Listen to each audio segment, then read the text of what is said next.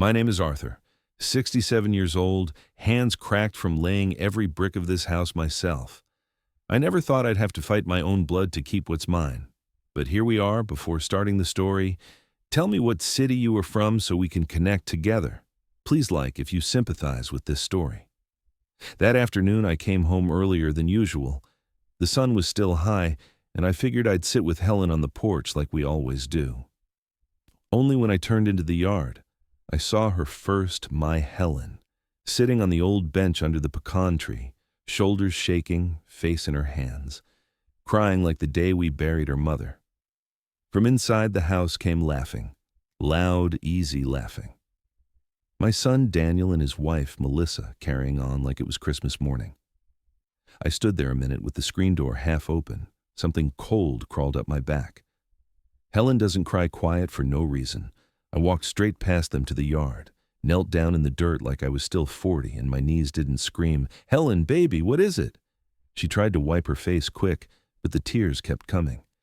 "It's nothing, Arthur. I'm just tired." I knew that was a lie before the words left her mouth. I went back inside. Daniel was on the couch, feet up on my coffee table I built in '89. Melissa was pouring sweet tea like she owned the place, smiling too wide. "What's going on?" I asked, voice flat. Daniel looked at Melissa, then at me. "Dad, sit down. We need to talk about Mom." I didn't sit. Talk. Melissa jumped in, soft and sweet like poisoned honey. "Mr. Arthur, Helen's bones are getting worse. You see how she struggles.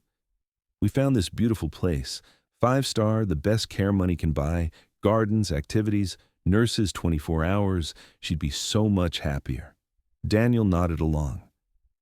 "Dad, it's killing us watching her hurt, and honestly, it's hard on us too. The doctor visits, the medicines, the nights she can't sleep and we're up with her. We're drowning. Drowning." My boy said drowning while his mother sat outside, breaking her heart. I looked at Helen through the window. She was staring at the ground like she already belonged somewhere else. Melissa slid a thick folder across the table. "We brought the paperwork today. It's a long-term care contract. Everything taken care of. All you two have to do is sign, and Helen can move in as early as next week." Next week. Like packing your wife off was the same as booking a vacation. I opened the folder. Pages and pages of small print.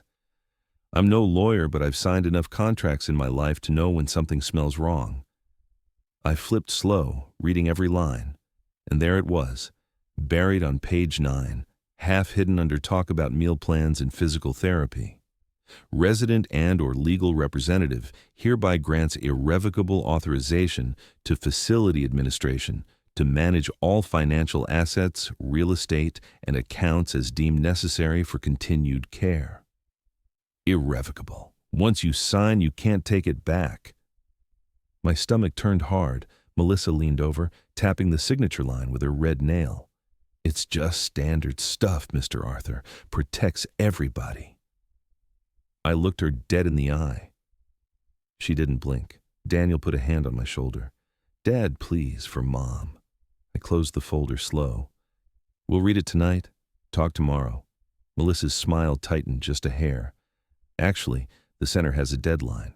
If we want the room they're holding, we need signatures by tomorrow morning." Tomorrow morning. I carried that folder out to the porch and sat beside Helen.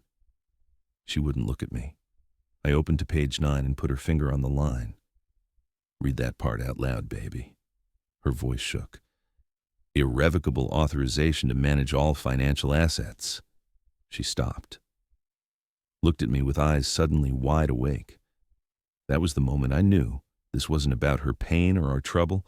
This was about taking everything we'd worked our whole lives for. And right there on the bottom of the last page, in tiny print I almost missed, "This agreement becomes binding and irrevocable immediately upon any signature. No cooling off period, no second chance." I folded the papers, put them in my shirt pocket next to my heart, and felt something shift inside me. The quiet old man everybody thought was half asleep. He just woke up. "Tomorrow morning," they said. We'll see about that. This house didn't come from a bank. Every brick in these walls I carried on my shoulder when I was 29, and Helen was pregnant with Daniel. We had nothing but a second-hand wheelbarrow, a $400 loan from her daddy, and 2 strong backs. Helen mixed the mortar while morning sickness turned her green, and I laid row after row until my hands bled. Nights we slept on the dirt floor under one blanket, listening to the crickets, whispering that one day our boy would run through rooms that had real doors. When Daniel came, he was small and loud and perfect.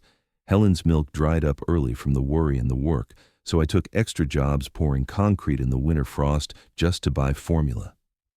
We never had new clothes, never took a vacation, never owned a car that didn't need praying over to start. But Sundays, we sat right here on this porch, Helen with Daniel on her lap, me reading the Bible out loud even when my eyes were too tired to see the words clear. We taught him one thing above all: family looks after family. You don't throw away your own when they get slow or sick. You carry them the same way they carried you when you were too little to walk. Daniel grew tall and straight. He got good grades because Helen sat up with him every night helping with homework while her own fingers ached from sewing other people's clothes for extra money. I missed his ball games because I was on roofs in the rain, but every paycheck went into a jar marked Daniel's College. We never told him how many meals were just rice and gravy so he could have seconds. And then came Melissa. She walked into our lives at Daniel's work Christmas party 4 years ago, standing there in a red dress that probably cost more than I made in a month of laying brick. Hair so shiny it looked wet, high heels clicking on the church hall floor like she was on a runway instead of linoleum.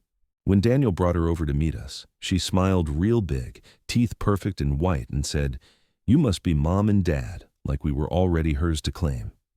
She handed Helen a tin of those fancy cookies from the mall, $20 for a dozen, the kind with gold sprinkles that get all over everything. Helen thanked her like it was gold dust, and Melissa just laughed and said, "Oh, they're nothing really." Daniel couldn't take his eyes off her, kept touching the small of her back like he was afraid she'd disappear if he let go. 6 months later, they were married at the courthouse on a Tuesday morning. Melissa said a big wedding was wasteful and stressful, but I noticed she still wore a diamond the size of a pea that caught every light in the room. Helen put on her best Sunday dress and cried anyway. Happy tears, she told me later, but I saw how her hand shook when Melissa hugged her quick and then turned to check her makeup in the judge's window. They moved into our spare bedroom just until they saved for a house. 3 weeks in, Melissa started walking around with her phone taking pictures of everything: our chipped plates, the plastic flowers on the table, the couch Helen reupholstered twice. One night I heard her in the kitchen on the phone with a friend, laughing.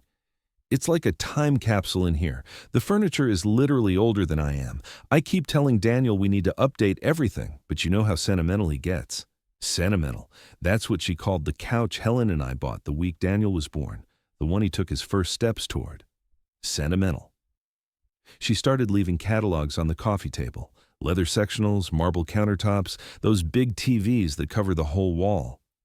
Kept saying things like, "When we get our own place, we're doing it right," like the right way meant throwing away everything we'd scratched and saved for.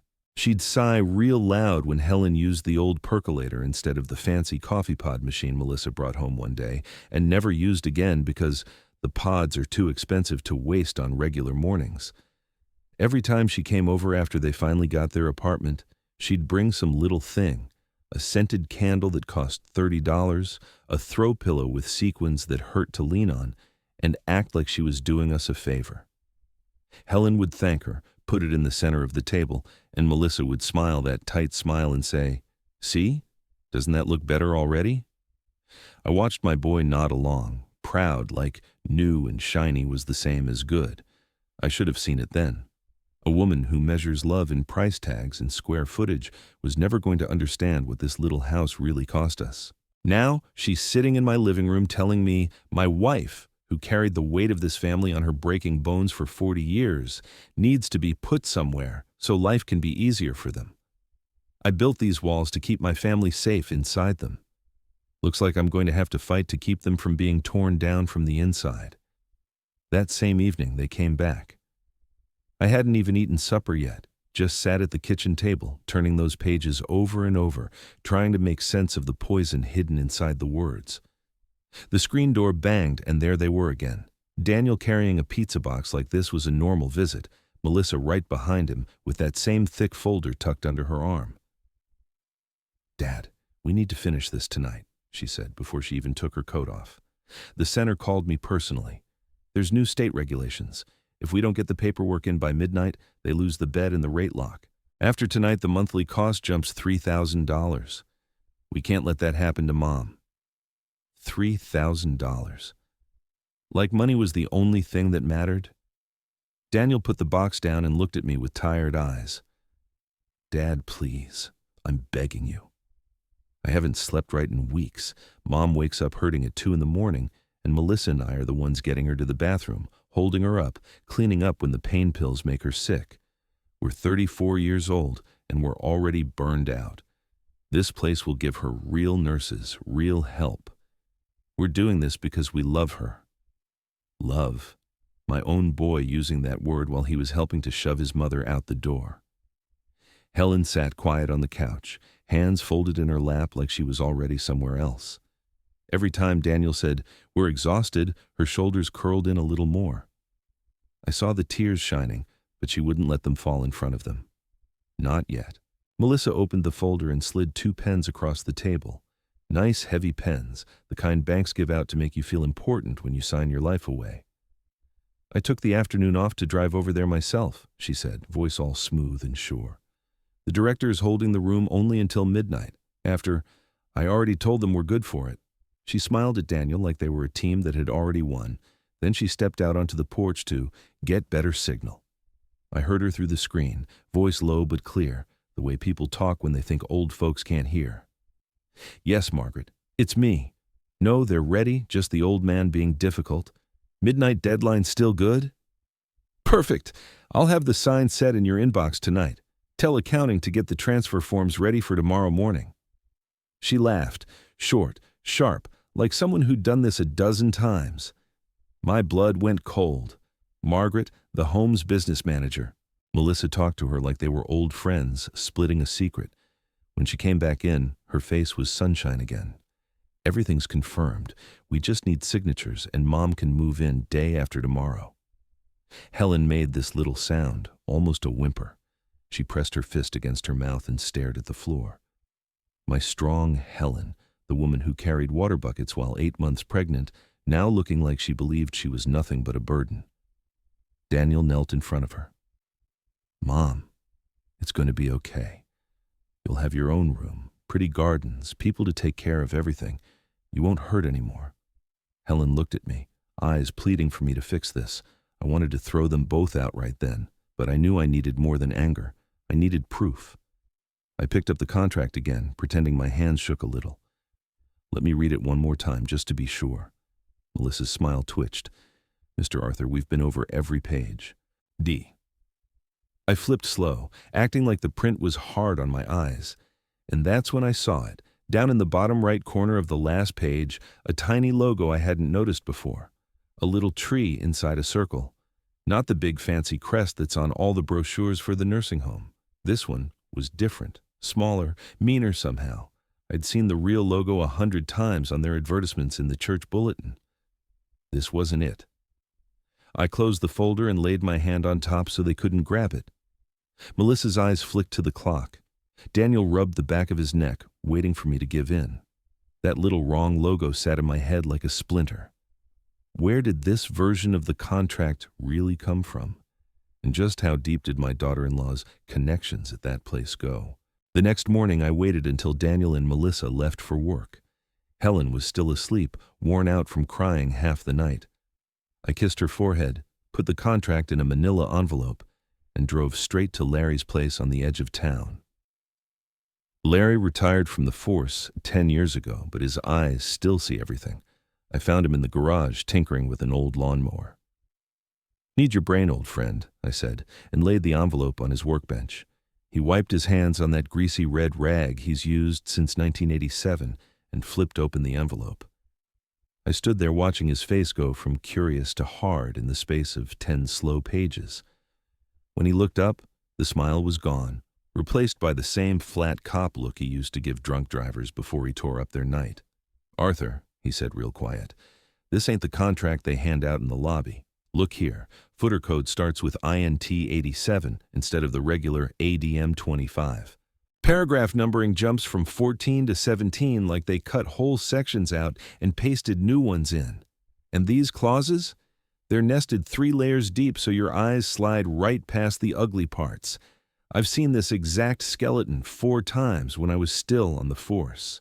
He laid the pages side by side like they were crime scene photos. 4 old people came into the station crying, Arthur.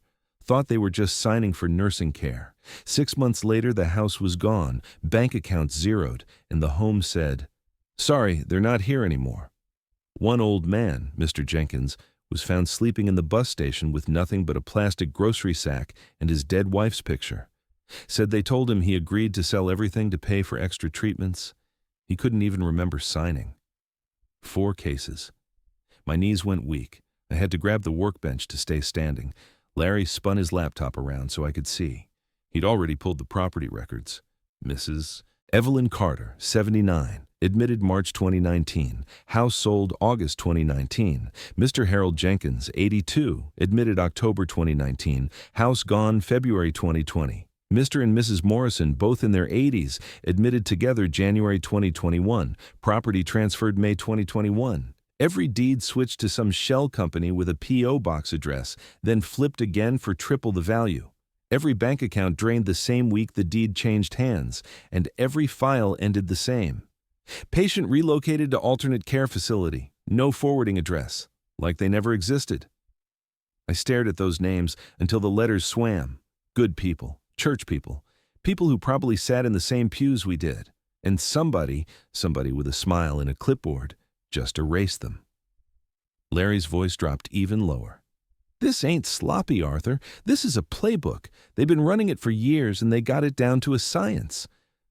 I felt sick, because the next name on that list was supposed to be Helen. And me? I sat there staring at the screen until the names blurred. "Larry, that's not coincidence. That's a machine." He nodded slow. "A machine that needs fresh paper to keep running." I took the contract home, spread every page across the kitchen table, and started matching dates. Then I remembered something Melissa let slip once, how she got her start in healthcare administration right after community college. I went to the county clerk website and paid $5 for an old business license search. There it was, plain as day. Melissa Ann Carter, maiden name, was listed as administrative assistant at that exact nursing home from January 2019 to December 2021. The same years every one of those poor souls lost everything. My hands started shaking. Bad. Not the little tremor I get when the weather turns cold. This was deep, angry rattle that started in my wrists and ran clear up to my shoulders. I had to set the coffee cup down before I dropped it. Helen was in the living room pretending to watch her program, but I knew she was listening for my footsteps. I couldn't face her yet, not until I was sure. I called Larry at supper time, told him I needed more. He didn't ask questions, just said, "On my way." He showed up after the sun was gone, headlights off so the neighbors wouldn't notice. Came in quiet, carrying a plain brown folder instead of his usual pizza box. Sat at my kitchen table like he used to sit across from suspects, elbows down, voice low.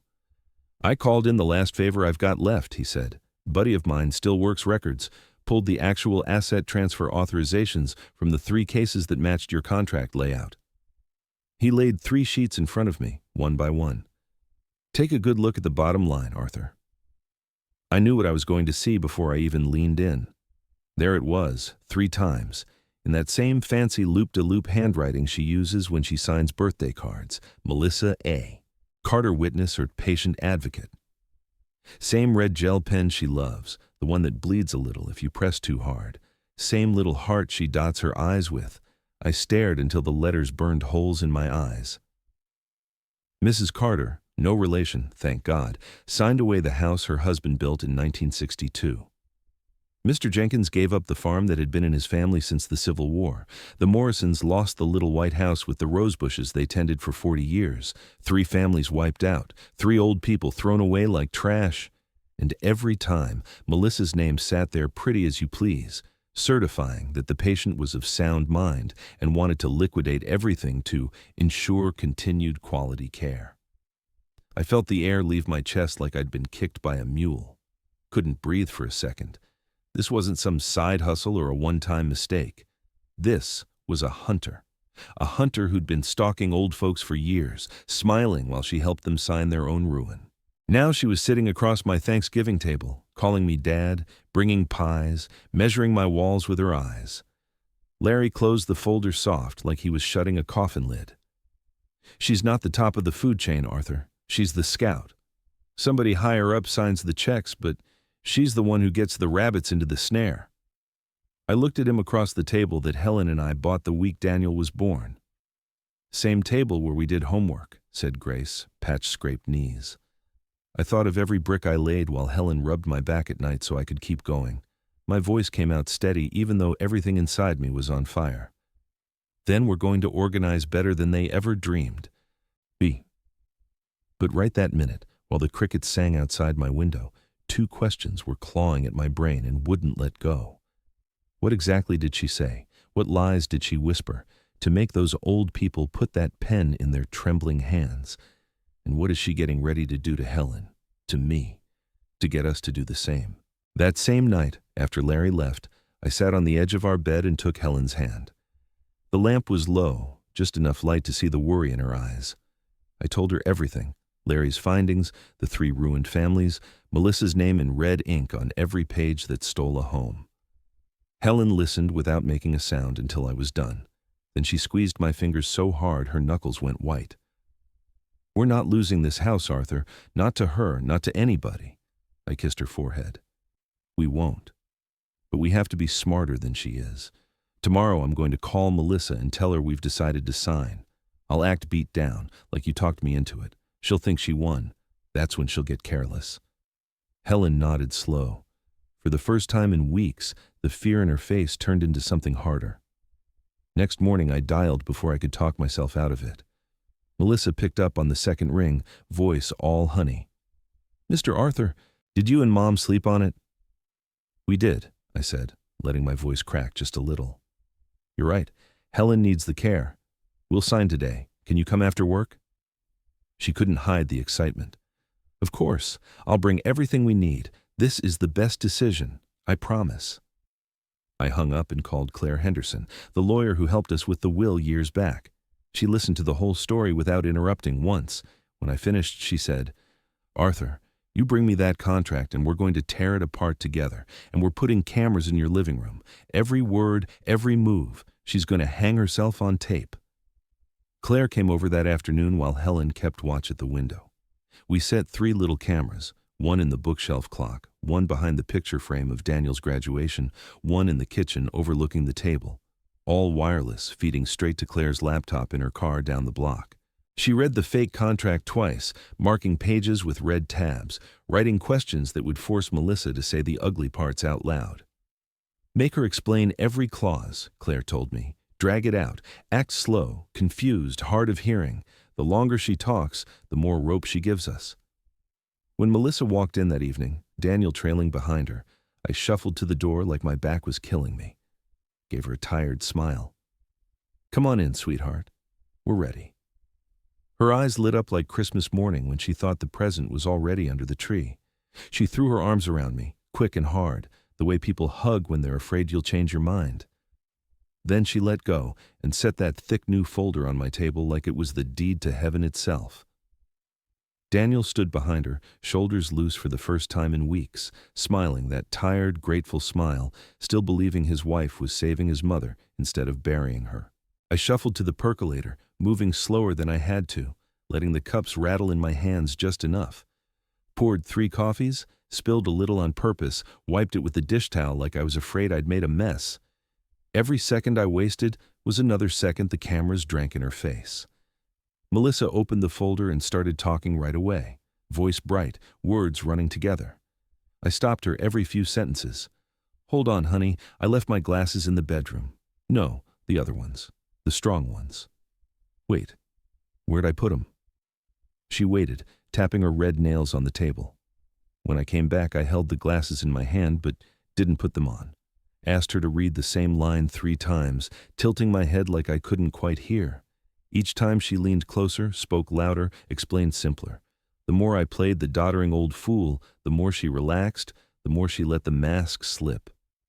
Claire's text buzzed in my shirt pocket, silent but hot against my chest. Audio crystal. She's bragging now. Keep going. I turned another page real slow, running my finger down the margin like I was hunting for something I'd never find. This part here. It says something about the house going somewhere, if Helen needs extra care. I don't rightly follow. Melissa reached over and laid her soft hand on mine, same hand that signed away 3 old people's homes. Don't you worry, Mr. Arthur, that clause only kicks in if the monthly fees go up. It's just to protect Mom's care. The facility takes the house as payment so you two never have to stress about money again. Never stress about money again. She said it like a blessing. I nodded, eyes wide, mouth a little open, the perfect picture of a man too tired to fight. Inside, my heart was hammering so hard I was scared she'd hear it. That was when I saw the folder wasn't the same one she'd been waving around for days. This one was thicker, heavier stock, different colored tabs on the side, pages sticking out uneven like they'd been printed in a hurry. The old folder had a blue stripe. This one was plain manila with a tiny red sticker in the corner I'd never seen before. I let my eyes drift to it, slow, confused. This the same papers we looked at yesterday? Melissa didn't even blink. She smoothed the edge with 2 fingers, casual as brushing off lint. The home sent an updated version this afternoon, some new state protections, even better terms for you and Mom. Better terms, delivered the minute she smelled surrender. I swallowed hard, kept the tremble in my voice, and asked her to read me the first page again. While she read, I stared at that new folder and felt the trap snap tight around her ankle. She just didn't feel it yet. My heart started pounding, but I kept the confused old man face nailed on tight. A whole new contract. Delivered the minute she thought we were broken. Lord have mercy, what kind of poison did she add this time? I kept my eyes half closed, shoulders rounded like the weight of 70 years had finally won. Melissa sat straight across from me, new contract spread wide, red pen already uncapped. The cameras were rolling. Claire was listening from the street. This was the only shot I'd get. I tapped the first page with a trembling finger. This says, designated caregiver, right at the top. That's you, isn't it, Melissa? She smiled, eager. Yes, Mr. Arthur. Since Daniel and I will be handling everything, it just makes sense for the caregiver to have full authority. Full authority. I put my finger on the line and read it out loud, slow, like I was sounding out every word for the first time. Upon admission of resident Helen Marie Whitlock, all real property, personal property, financial accounts, vehicles, investments, and any other assets currently titled to Arthur James Whitlock or Helen Marie Whitlock shall immediately and irrevocably transfer to the control of the designated caregiver, Melissa Ann Carter, to be liquidated at her sole discretion without notice, hearing, or court approval. I looked up. So the second Helen rolls her suitcase through that door, every single thing we own becomes yours, Melissa. Not the nursing homes, yours. And you can sell it the same day if you feel like it. Melissa gave that little laugh, the one she uses when she thinks I'm being dramatic. It's just legal language, Mr. Arthur. It keeps the bills paid automatically. I flipped to the next page, letting the paper make a loud snap. And right here it says, designated caregiver shall not be required to provide accounting, inventory, or justification to any party, including the resident or spouse, for any transaction. So you don't even have to tell us what you sold or where the money went. Daniel shifted in his chair, finally starting to listen. I kept going, voice shaking for real now. And down here, should the resident or spouse attempt to revoke or challenge this transfer, they shall be responsible for all legal fees of the caregiver plus a penalty equal to the full value of transferred assets. That means if we change our minds tomorrow, we owe you everything twice over. Melissa's smile got tighter, but she still nodded. Those are standard protections against family disputes later. Standard, like it's normal to sign your whole life away to your daughter-in-law with no way back. I turned another page, louder this time. And this one says caregiver may relocate resident to any facility of her choosing at any time without consent. So once you've got the deed to this house in your purse, you can ship Helen clear across the country and I got no say. She actually shrugged. Only if it's medically necessary. I leaned forward, eyes wide, letting my voice crack. Medically necessary according to who? It says right here, according to you alone. Daniel's face went pale. Mel, she cut him off quick. Daniel, it's fine. He's just tired. I'll explain it again. But I wasn't done. I slapped the page with the back of my hand. And the last line, upon death of resident, any remaining assets become the sole property of the designated caregiver. So if Helen passes next year or next week, every penny, every brick, every spoon in this kitchen is yours forever. No will, no children, no nothing. The room went dead quiet, except for the tick of the old wall clock. Melissa's mouth opened, then closed. For the first time, the smile slipped clean off. I sat back slow, letting it sink in for Daniel, letting the cameras drink every second of it. That wasn't a nursing home contract anymore. That was a death warrant with better paper. I rubbed my chin like I was thinking hard.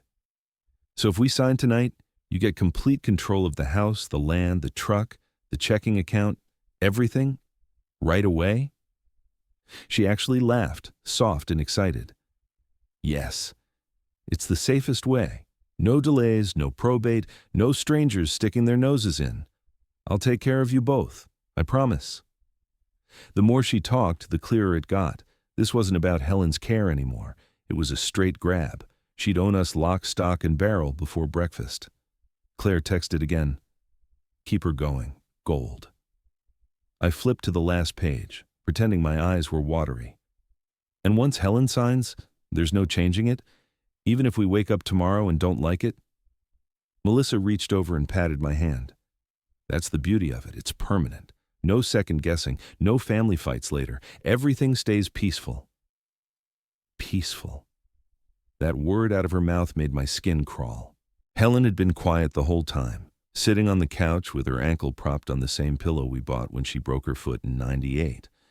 She hadn't said 10 words since they walked in, just watched with those tired eyes while Melissa talked circles around us. An hour earlier, her hip had flared up bad, sharp pain that made her catch her breath. Melissa noticed right away, reached into her purse like a nurse who actually cared, and pulled out a little orange prescription bottle with a white cap. Here, Mom, she'd said, voice soft and sweet. These are the new pain pills the home sent over specially. Stronger than what the drugstore gives you. One of these and you'll feel like floating. Take it now so you're comfortable while we finish the paperwork. Helen never could swallow pills with water if she was nervous. She tipped her head back and took it dry, trusting, the way she's trusted family her whole life. Now she blinked slow, too slow, like somebody had poured syrup in her eyes. The color was draining from her cheeks. Arthur, the word came out thick, tongue heavy. Arthur, I don't feel right. Everything's spinning. She tried to sit forward, hands pressing into the couch cushion, but her arms folded like wet rope, and she sank back hard, head lolling against the armrest. Her breathing turned shallow and loud, the way it does right before sleep. Only it wasn't sleep.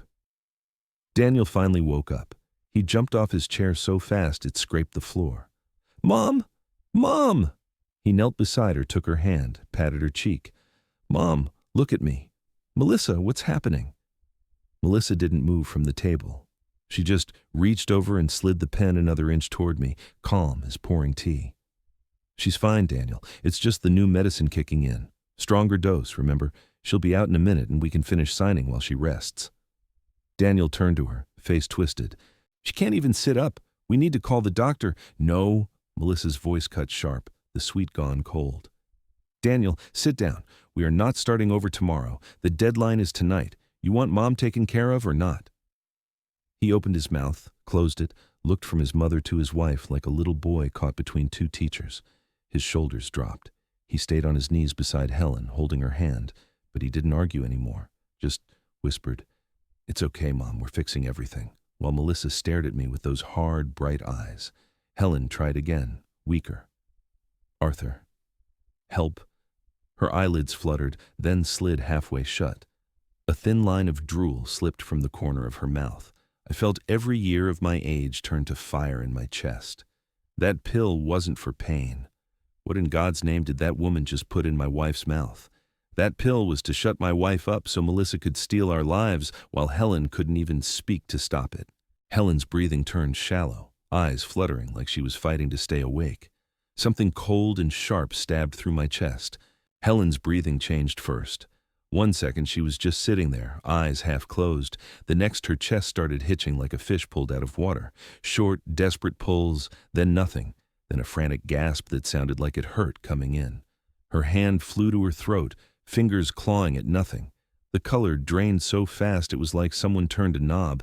Pink cheeks, then chalk, then gray like the ash in the fireplace after the fire's gone cold. Arthur! It wasn't even a word anymore, just a wheeze squeezed out of a closing pipe. Can't breathe right. Her lips were turning blue at the edges. Daniel dropped so hard his knees cracked on the floorboards. Mom, look at me. He grabbed her face with both hands, shaking her gently, then harder when her eyes rolled back.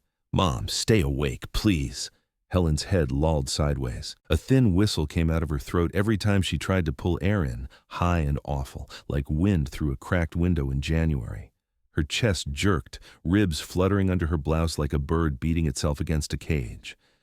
I was across the room in 2 steps, heart slamming so hard I could taste iron. I shoved the coffee table out of the way.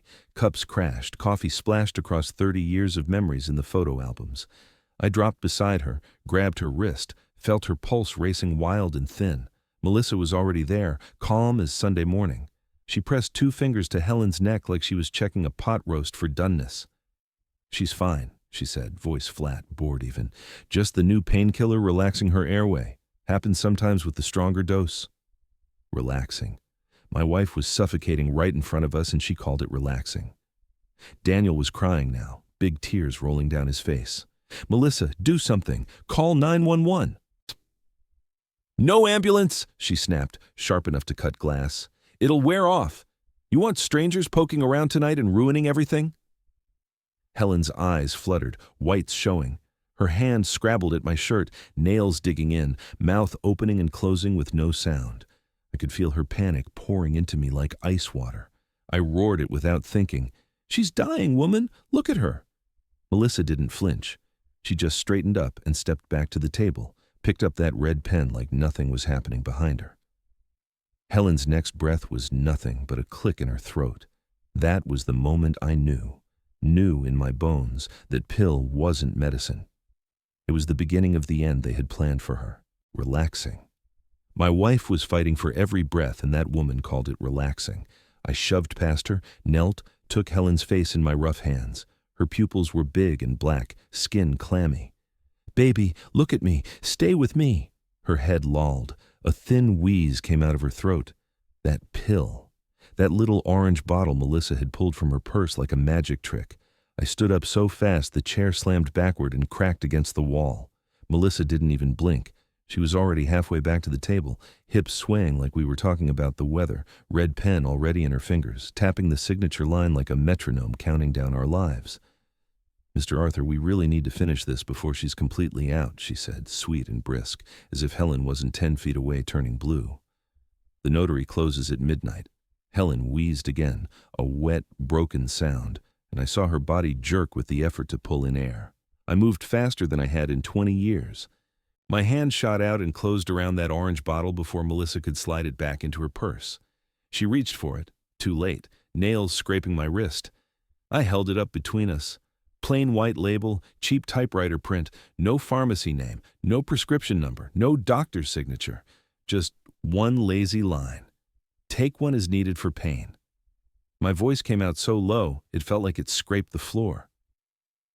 What did you give my wife? Melissa rolled her eyes, actually rolled them, and let out a little laugh. I told you it's stronger hydrocodone, the home-sent samples. She's dramatic, that's all. Helen's next breath rattled like gravel in a tin can. Her fingers clawed at the couch cushion, nails tearing the fabric.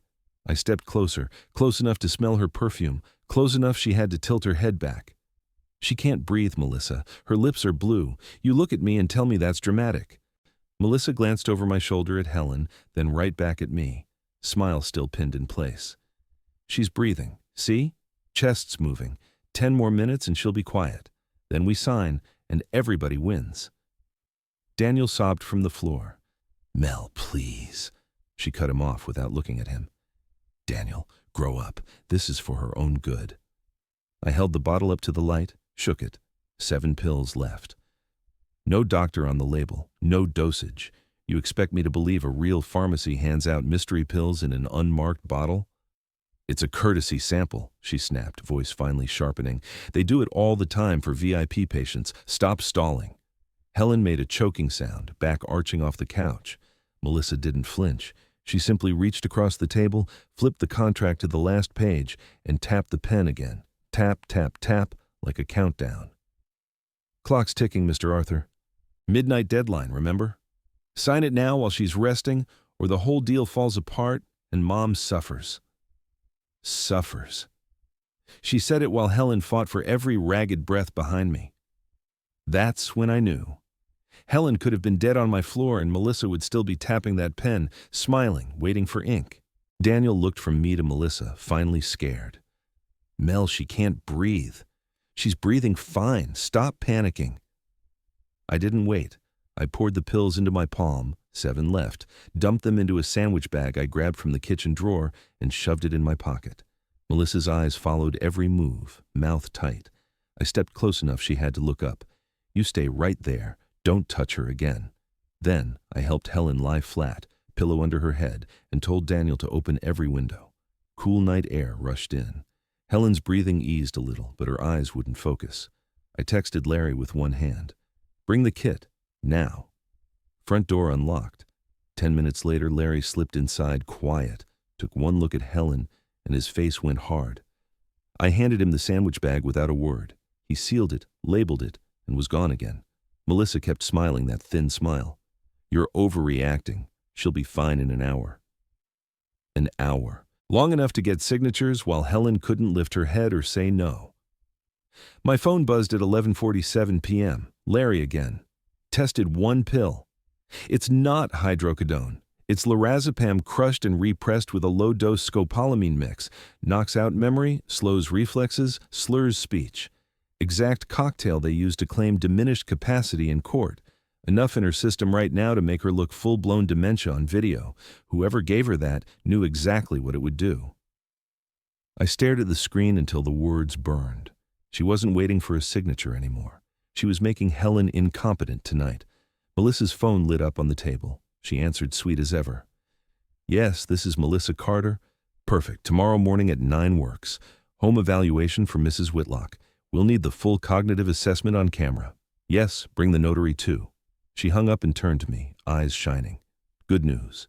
A nurse practitioner is coming first thing tomorrow to do a quick checkup at home. Once she confirms Mom needs full-time care, everything moves faster. Faster. A checkup with a camera and a notary. They were coming to film my drugged wife mumbling so they could swear in court she didn't know her own name. I looked at Helen, fighting to keep her eyes open, chest still hitching, and felt something inside me turn to stone. Tomorrow morning they thought they'd walk in here and finish us. They had no idea we'd be waiting. 9 o'clock sharp. The doorbell rang. Helen was still on the couch where we'd kept her all night, wrapped in blankets, breathing better but slow, eyes glassy, words thick when she tried to talk. The drug hadn't worn off like Melissa promised. She could barely lift her head. Melissa opened the door before I reached it. A woman in bright blue scrubs stood there with a clipboard and a big black case. Name tag read, Tammy R. N.P. She smiled the same plastic smile Melissa wore. Morning, ready for Mrs. Whitlock's quick home assessment? Tammy chirped, stepping inside like she owned the place. Melissa took the case, set it on my coffee table, and popped it open. Inside was a video camera on a little tripod, already blinking red. I shuffled forward, rubbing my eyes like I'd just woke up. Assessment? Thought this was just a checkup. Tammy waved a hand. Same thing, sir. State requires a cognitive screening before admission. Takes 10 minutes. We record it for the file. Makes everything legal and smooth. She turned to Helen. Mrs. Whitlock, can you tell me what year it is? Helen blinked slow, mouth working. 19? No. Melissa cut in quick. She's nervous. Mom, just answer the nice lady. Tammy set the camera on the table, aimed it straight at Helen's face. The red light stared like an evil eye. "We'll start recording now. Sir, if you and your son could sit over there, out of frame, that'd be perfect." Daniel hadn't slept either. He looked sick, eyes red, but he did what Melissa told him and sat quiet. I stayed standing. "Hold on now. My wife's still feeling poorly from that new medicine. Maybe we do this another day." Tammy's smile froze. "We really can't, Mr. Whitlock. The room's only held till noon. This video has to be dated today or we lose the bed." Melissa put a hand on my arm, gentle but firm. "Dad, sit down. Let them help Mom." I let her guide me to the chair, moving slow, buying seconds. Claire and Larry were parked 2 houses down, watching the live feed from the hidden cameras. I'd promised them one clear shot of these two saying the wrong thing on tape. Tammy hit record.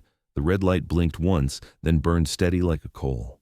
She adjusted the tripod so Helen's pale face filled the whole screen. No room for me or the living room behind her.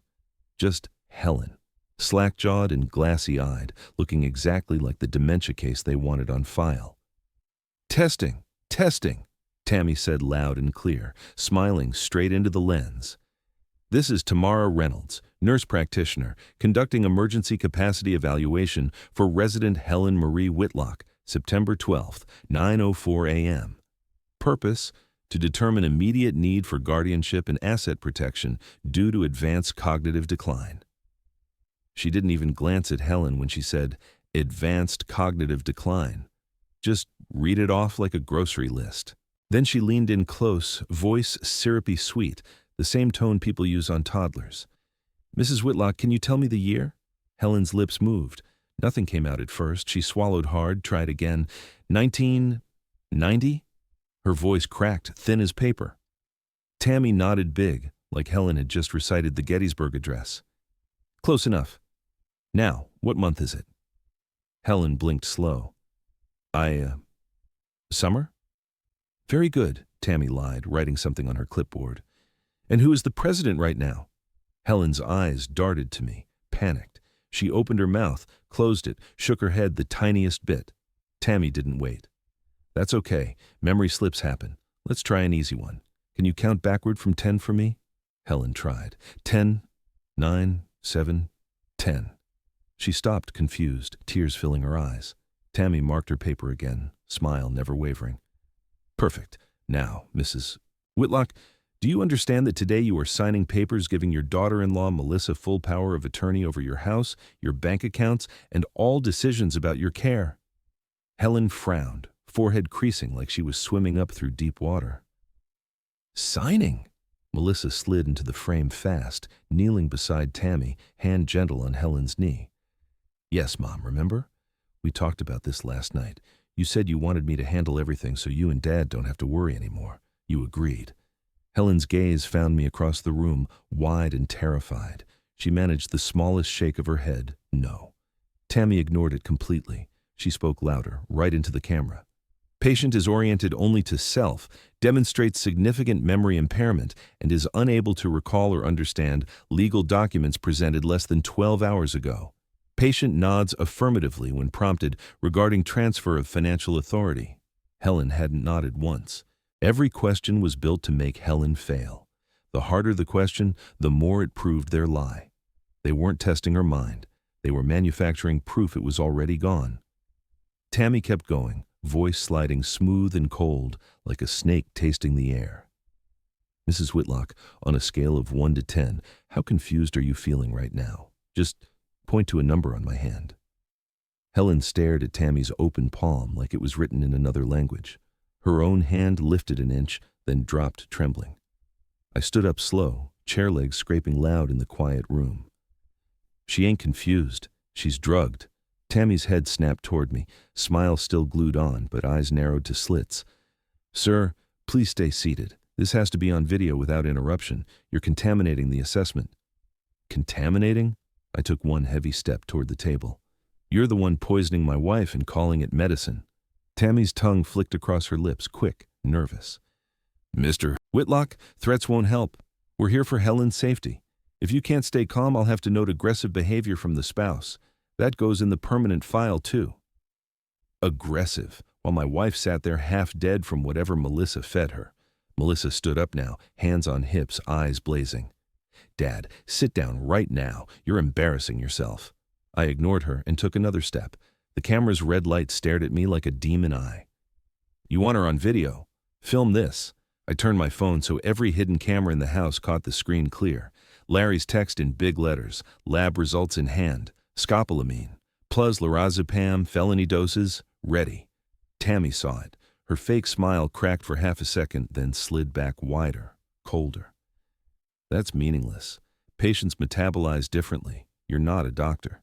"I don't need to be a doctor to know you don't give an old lady knockout drugs and call it pain relief." Melissa stepped between me and the camera, voice sharp as broken glass. "You're ruining everything. We're trying to save this family money and you're acting crazy." "Save the family money?" I laughed, bitter. "You mean save it for yourself? That new contract on the table says every dime goes straight to you the minute she walks in that door." Tammy lifted her clipboard like a shield. "Sir, one more outburst and I'm terminating this visit and filing an emergency guardianship petition this afternoon. The judge always sides with medical professionals." "Medical professionals." She said it while Helen wheezed on the couch, eyes rolling back. Melissa hissed, low and vicious, "Sign the papers, old man, or I swear I'll have her declared incompetent by lunch and you'll be out on the street by supper." Tammy reached to steady the camera, fingers sliding toward the record button again. "We'll restart the evaluation, quietly this time." That was it. I raised my voice loud enough for every hidden microphone to hear. "You want quiet? You're about to get the loudest morning of your life." Tammy's hand froze an inch from the button. Melissa's face twisted into something ugly and greedy, a monster finally dropping the mask. The front door burst open so hard it banged against the wall. Larry filled the doorway, badge from his old days clipped to his belt, folder raised like a weapon. Claire was right behind him, briefcase in one hand, phone recording in the other. "Police! Step away from the camera!" Larry barked. Tammy froze. Melissa went white as milk. Larry strode straight to the table and slapped the lab report down in front of the blinking red light. "Tamara Reynolds, you are on camera attempting to record a drugged woman for fraudulent capacity declaration. That pill bottle your friend brought? Lab says scopolamine and lorazepam. Illegal as hell. You're done." The red light caught every second. The door crashed open so hard the hinges screamed and the whole house shook. Larry filled the doorway like a storm cloud, old service revolver riding his hip even though he'd turned in his badge a decade ago. His voice hit the room like a shotgun blast. "Hands in the air! Step away from the camera now!" Tammy jumped so hard the tripod toppled. It hit the floor with a crack, lens spinning, red light still blinking like a dying heartbeat. Her clipboard clattered after it. The color drained from her face in 1 second flat, cheeks chalk white, eyes huge. Claire marched in right behind him, phone raised high, live streaming straight to the prosecutor's office. 2 young deputies in crisp uniforms followed, real badges flashing, hands already on cuffs. Tammy's mouth opened, closed, opened again. No sound at first, just a wet gasp. Then the words burst out, high and frantic. "This is a mistake. I'm a licensed nurse practitioner. You can't—" Larry didn't slow down. He crossed the room in 3 strides, grabbed her wrist, spun her like she weighed nothing. Cold metal snapped around her wrists. "Tamara Reynolds, you're under arrest for felony fraud, conspiracy to commit theft, and administering a Schedule IV controlled substance without authority. Anything you say?" Tammy twisted against the cuffs, voice climbing higher, cracking. "Get your hands off me. I have rights. This is assault." Her nice professional mask shattered clean off. She jerked hard, trying to face Larry, spit flying. "Do you know who I work for? You'll be directing traffic in the parking lot by tomorrow." Larry just pushed her toward the deputy. "Save it for the judge, sweetheart." Melissa stood frozen by the couch, purse clutched to her chest like a shield. When the second deputy stepped toward her, the purse slipped and hit the floor, spilling lipstick, keys, that little orange pill bottle. Her eyes darted to it, then to Daniel, then to me. Wild, cornered animal eyes. "No," she whispered, backing up until her shoulders slammed the wall. "No, no, no." The deputy reached for her arm. She slapped his hand away, voice shredding into something raw and ugly. "Don't touch me! Daniel, tell them this is your mother's idea!" Daniel stood there like a statue, face gray, staring at the pill bottle on the floor. Melissa's screams turned shrill, desperate. "I didn't do anything. They're lying. Daniel, baby, help me." The deputy grabbed her wrist firm this time. Cuffs clicked. She bucked and thrashed, hair whipping, mascara running black down her cheeks. "You'll all pay for this. I'll sue every one of you. I have connections. You think this is over?" Larry looked down at her, calm as winter. "Ma'am, it's over right now." Tammy was still yelling from the porch, voice cracking into hysteria. "I want my lawyer. This is false imprisonment." Melissa's last scream echoed as they dragged her out. "Daniel, don't let them do this to me." "Basu." Claire didn't spare Tammy a glance. She stepped over the fallen tripod like it was trash and laid a thick manila folder on my coffee table with a deliberate slap, right where Melissa's camera lens was still pointed. The red light blinked on the floor, catching every second. She flipped the folder open slow, pages fanning out like a deck of cards she was about to deal. "These," Claire said, voice ringing clear enough for the hidden mics and the prosecutor watching live, "are certified copies of property deeds and asset transfer authorizations." She lifted the first set. Mrs. Evelyn Carter, age 79, admitted March 2019. House on Maple Street sold August 2019. Signature of patient advocate and witness, Melissa A. Carter. She let the page drop. Next set. Mr. Harold Jenkins, age 82, admitted October 2019. Farm on County Road 14 gone February 2020. Same red ink signature, Melissa A. Carter. Third set. Mr. and Mrs. Morrison, both in their 80s. Admitted together January 2021. House on Elm sold May 2021. Again, Melissa A. Carter, witness and patient advocate. Claire tapped the lab report on top. And this is the toxicology report on the pill Melissa Carter personally handed Helen Whitlock last night. Lorazepam and scopolamine in doses high enough to knock out a horse. Same cocktail Tammy Reynolds has used in 4 prior capacity evaluations that magically ended with the patient declared incompetent the next day. She looked straight into Melissa's fallen camera.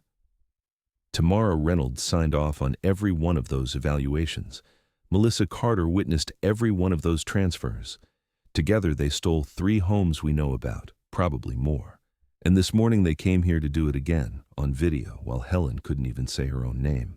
Claire turned the last page so the lens caught it perfect. A highlighted line with Melissa's looping red signature right under the words, "I certify the resident is incapable of managing financial affairs."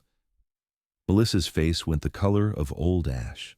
Tammy started screaming from the porch. "That's not my signature. I never—" Claire didn't raise her voice. She just let the paper speak. Every crime, every stolen house, every lie laid out in black and white and red ink for the whole world to see. Daniel made a sound like someone punched him in the gut. He stared at the papers, then at his wife. "Mel, tell me this isn't true." Melissa backed up until her shoulders hit the wall. "Daniel, baby, they're twisting everything. I was just the clerk. I didn't know what they were doing with the money." I picked up the new contract she'd brought last night, the one that gave her every brick of my house, and held it up so both cameras caught it. "This one," I said, voice steady for the first time in days, "says the second Helen walks into that building, Melissa gets durable power of attorney over every dime we own, not the nursing home. Melissa personally. And last night she fed my wife illegal drugs to make her look crazy on video this morning. That sound like just a clerk to you, son?" Daniel's face crumpled. He looked at Helen, still slumped on the couch, breathing shallow, then back at Melissa like he was seeing her for the first time. Melissa lunged for him, grabbing his shirt. "Daniel, listen to me. Your parents are old. They can't manage anymore. I was protecting our future. You wanted a bigger house, vacations, a real life. This was the only way." Daniel tried to pull away. "You drugged my mother." "It was harmless, just to calm her." Larry finished cuffing Tammy, handed her to a deputy, then turned to Melissa. "Hands behind your back, ma'am." Melissa screamed, twisting. "Daniel, tell them I'm your wife." Daniel stepped back, tears running. "You're not the woman I married." Melissa kept screaming as they cuffed her, voice cracking into something ugly. "You'll be sorry, all of you. I'll get lawyers, Claire's phone buzzed. She answered, listened, then held it up so we could all hear the prosecutor on speaker. "Claire, warrant just came through. Full raid on the nursing home starts in 20 minutes. Tell Mr. Whitlock we're seizing every file, every computer, every bank record. This one's big." Melissa went dead quiet. The fight leaked out of her like air from a cut tire. Tammy was already in the squad car. Melissa was next. As they dragged her past the porch, she looked back once, hate in her eyes, lipstick smeared, hair wild. The nursing home was about to have the worst morning of its life. How many old folks lost everything because of people like her, and what kind of prison door was fixing to slam on my daughter-in-law? I was going to sit right here and watch it all come out. 2 weeks after the raid, Claire walked into the county prosecutor's office with 3 fat binders and a thumb drive that held every second of video from my living room. Hidden cameras, body cams, Tammy's own fallen tripod, everything. She laid it all on the conference table like she was dealing a winning hand. By the time she walked out, the prosecutor had already filed charges: wire fraud, theft by deception, forgery, falsifying medical records, practicing medicine without proper authority, and felony elder abuse with a special enhancement for financial exploitation. Melissa's name sat at the top of the indictment, right beside Tammy's and 3 administrators from the nursing home. Word spreads faster than wildfire in a small town. The morning the story broke on the front page of the county paper, big black headline, "Local nursing home accused of stealing elderly homes." My phone never stopped ringing. I had to take it off the hook and let the answering machine fill up. First call was Mrs. Carter's nephew, voice shaking so hard I could barely understand him. "Mr. Whitlock, my aunt saw the article. She's crying, saying it's finally coming out. She wants to testify. She'll tell everything they did to her." Before I could answer, Mr. Jenkins himself rang from the one-room apartment the church helped him rent after they took his daddy's farm. 82 years old, and still mad as hell. "Arthur, I've been waiting 4 years for somebody to listen. They told me I signed papers saying I wanted the farm sold. I ain't never signed nothing. I want my day in court." By noon the next day, 3 more families showed up on my porch without even calling first. Old Mrs. Langford came with her walker and a shoebox full of documents, eyes blazing. "They took my house on Pine Street, said I had dementia. I knew every grandbaby's birthday that day." Mr. and Mrs. Thibodeau drove in from 2 towns over, still holding hands after 61 years, carrying the deed to the little white house that wasn't theirs anymore.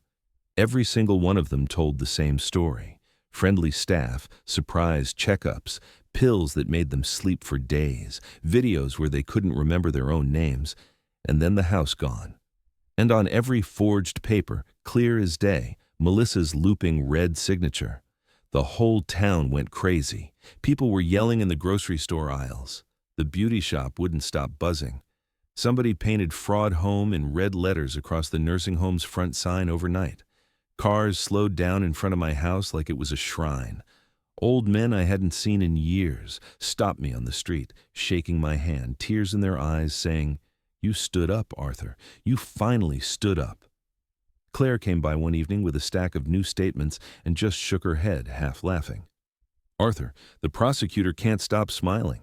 He told me yesterday, 'We thought we had 3 victims. Now we've got 7 and counting. Every family brings the same forged forms, the same red signature, the same story about mystery pills.' He says it's not one bad apple anymore. It's the whole damn orchard, and Melissa was out there picking the ripest ones." I looked out my window at neighbors standing in little knots on the sidewalk, pointing at the house, talking loud, some crying, some cursing. The town wasn't quiet and scared anymore. That same week, Daniel showed up at the house alone. No fancy truck, no Melissa. Just him in an old t-shirt, eyes red, carrying a small duffel like he was moving back in. He stood on the porch a long time before he could look at us. "Dad, Mom, I'm sorry." His voice broke on the second word. "I let her blind me. I let her talk me into hurting you. I thought we were helping. I was so stupid." Helen opened the screen door and pulled him inside without a word. He dropped to his knees right there in the living room, head in her lap like he was 6 years old again. I stood over them, throat tight, feeling the weight of every year I'd spent teaching that boy right from wrong and watching him choose wrong anyway. I put my hand on his shoulder. "Son, you trusted the wrong person. That hurts worse than anything she tried to steal. But you're here now. That counts." He cried then, hard, shoulders shaking. "She's gone, Dad. Divorce papers are already filed. I never want to see her again." I believed him. "Late that Friday," Claire called while I was fixing supper.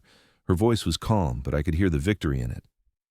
"Judge just signed the order. Criminal case is officially open. Grand jury convenes Monday. Melissa, Tammy, the director, and 2 administrators, all of them. They're looking at 20 years each if the jury believes even half of what we've got." I set the spatula down and looked out the window at the house I built, brick by brick. Safe, still ours. Monday morning, the courthouse steps were packed with reporters and old folks holding pictures of houses they used to own. The prosecutor stood tall and read the charges loud enough for every camera. 20 years, maybe more, and every one of them earned. Months went by quiet after the courthouse doors slammed on Melissa and the rest of them, and justice came down hard. The nursing home never opened again. One morning, the county trucks rolled in, chained the gates, slapped seizure notices on every door. The fancy brass sign that used to gleam out front got ripped down and tossed in the back of a pickup. By fall, the parking lot cracked, weeds pushed up through the concrete, and the flower beds they bragged about on their brochures turned into a jungle of thistles and dandelions. The building just sits there now, windows dark, a ruin nobody wants to touch. Melissa's trial lasted 8 days. The jury came back in less than 2 hours, guilty on every single count. The judge looked her dead in the eye and gave her 18 years, no parole for the first 12. I heard she cried when they let her away in the orange jumpsuit, hair stringy, no makeup, no red pen to sign anybody else's life away. Her fancy lawyer couldn't save her. The videos from my living room played on the courtroom screen, and the whole room went silent. She's upstate now, sewing prison uniforms for 40 cents an hour. No more designer bags, no more sweet-talking old folks out of their homes. Tammy took a plea to keep from getting 25. 10 years, no early release.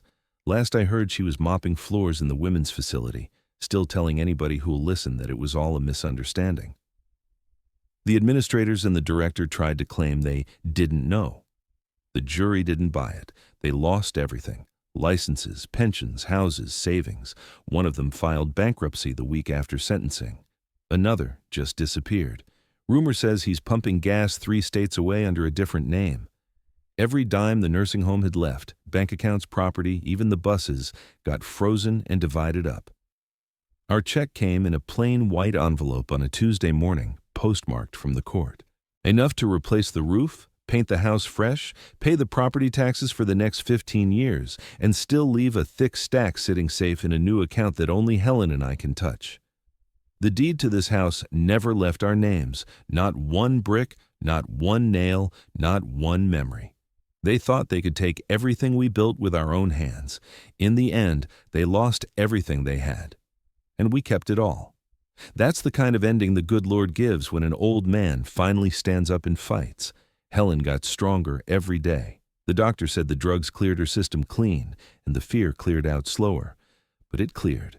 We put new locks on every door, set up a revocable trust Claire drew up, powers of attorney that only kick in if both of us are gone, and even then, the money goes to Daniel or charity, never to any caregiver.